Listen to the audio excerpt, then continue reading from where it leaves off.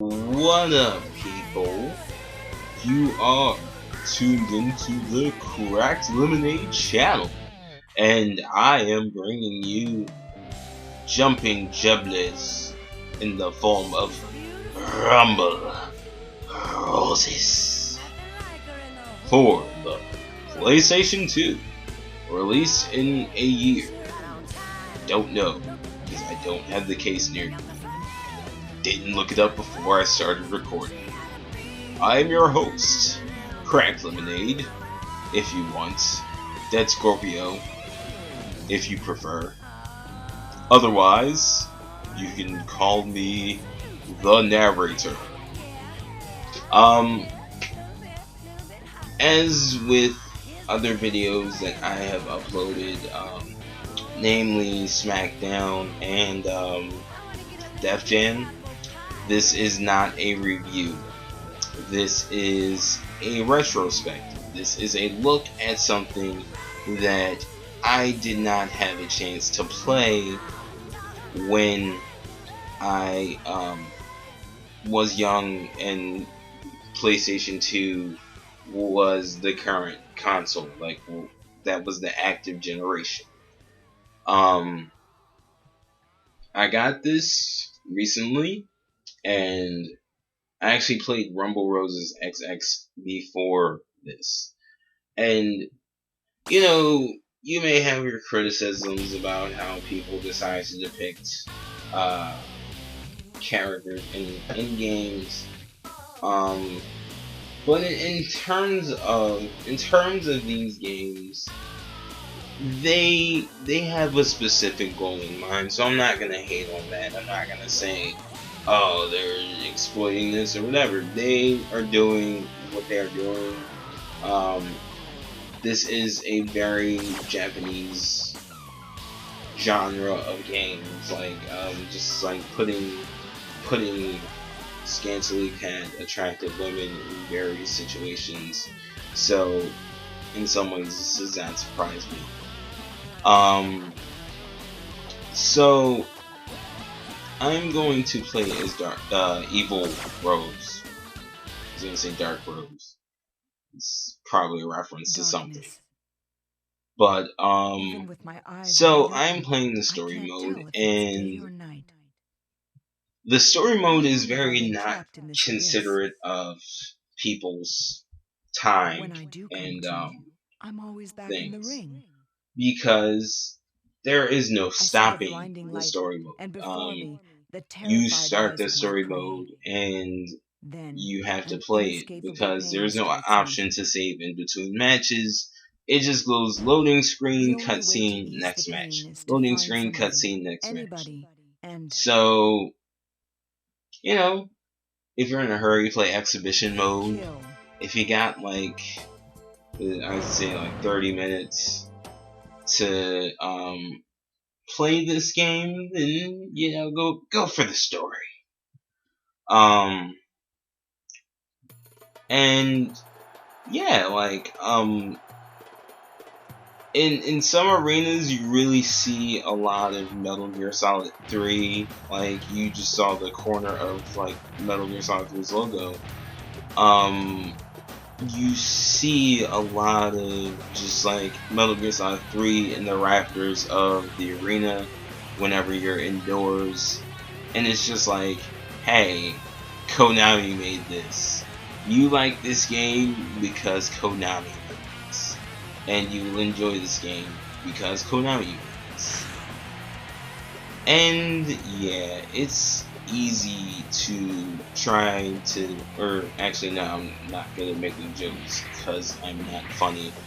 I would try to make jokes about these women's costumes, but this shit kind of looks like Daredevil.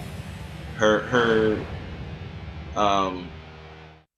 gyrating jubblies are in need of air. This is why they cut the sides off, because aerodynamicness and shit.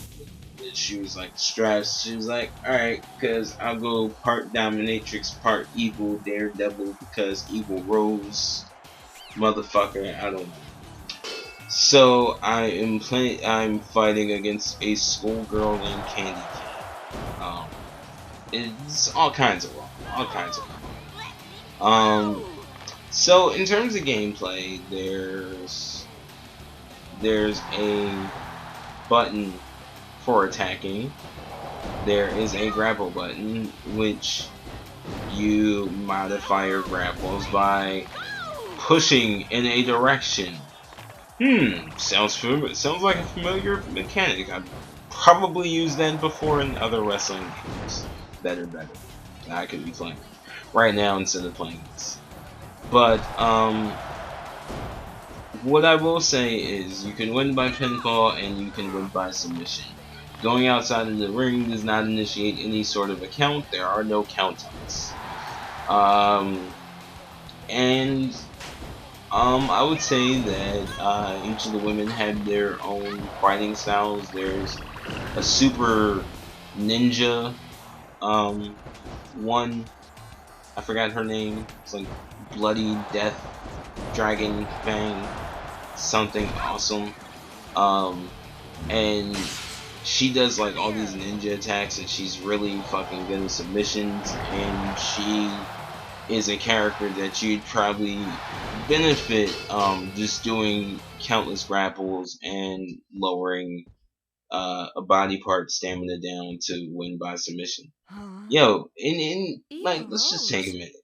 This game, all about women wrestling and a ring, and these women are not moving with their boobs. They just can't stop jiggling. This is just not how boobies work. I mean, there is probably a universe where like women's boobs have video game physics to them. Probably man boobs too. Like you never know. Be extremely disgusting and disturbing if it were man boobs as well. But hey, can't make the laws of the universe ourselves. That shit just happens. So now we go to the more famous part of the game, and in every story mode, there is one mud wrestling match. Now, please answer me. How the motherfuck is this motherfucking lady evil wearing this pink bikini and mask? Like, I get the red dominatrix and stuff, and you know, probably I don't think leather and mud mixes well, so I get to change the outfit. But like, why wasn't it just red? Or just kept red?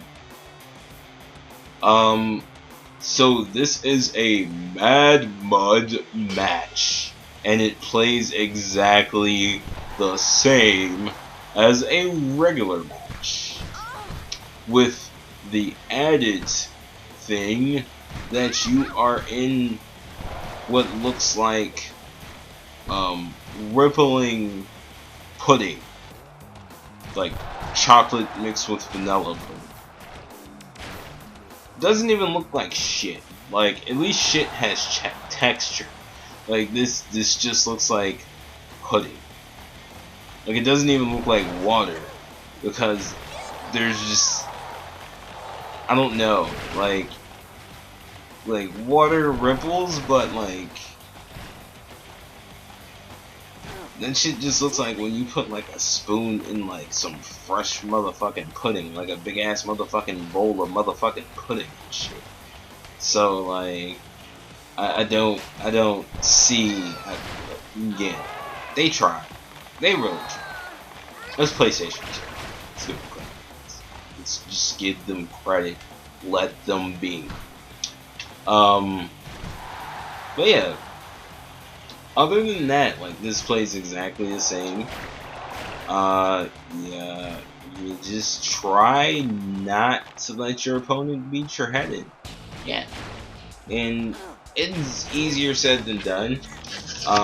There is a super learning curve, because, like, there is, like, I mean, I have the manual, I have the boxed version of this, and, unless I'm completely mistaken, there is no clearly defined way to block.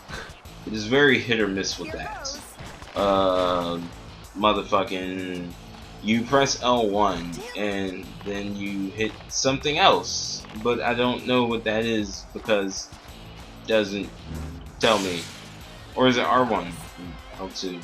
Oh, it's one of the shoulder buttons. But I win here. There's some trash talk, and I will see you at the next part of Rumble Roses. Peace out, guys. No, not her. I must stop the pain. Ah, blood. More blood.